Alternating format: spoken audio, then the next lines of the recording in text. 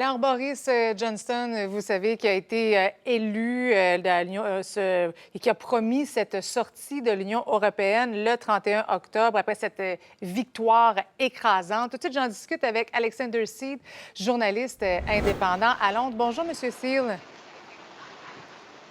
Bonjour. Donc, d'abord, il faut préciser qu'il va rentrer officiellement en poste demain. Effectivement, Boris Johnson a été élu nouveau leader du Parti conservateur ce mardi. Et donc, il sera intronisé Premier ministre demain. Il va devoir rencontrer la reine Elisabeth II.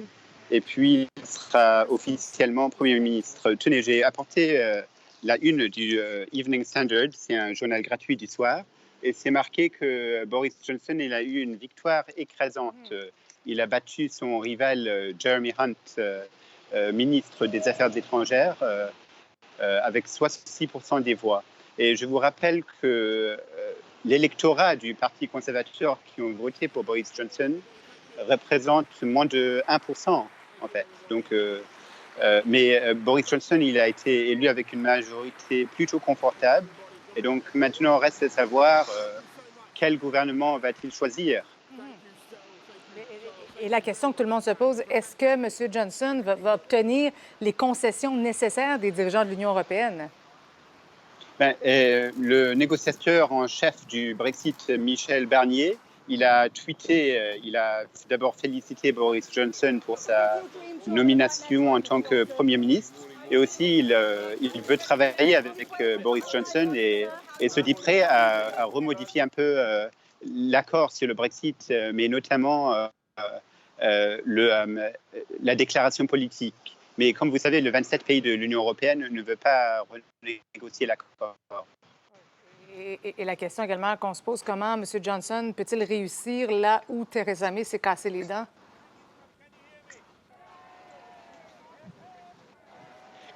Boris Johnson s'est dit il veut délivrer le Brexit pour le 31 octobre prochain. Mais le calendrier reste très serré parce que nous sommes ici, la session parlementaire va cesser cette semaine et après, ça va se reprendre en septembre, pareil à Bruxelles. Et donc, il va rester quelques semaines pour vraiment trouver un accord. Et il faut savoir aussi que quelques conservateurs ont décidé de ne plus gouverner dans un probable gouvernement de Boris Johnson. Et ont critiqué Boris Johnson sur le fait que le Royaume-Uni va sortir avec un no deal. Oui, le milieu des affaires aussi qui est très frileux quant à cette victoire. Monsieur Seal, merci beaucoup d'avoir été avec nous cet après-midi. Je vous en prie, au revoir. Merci, au revoir.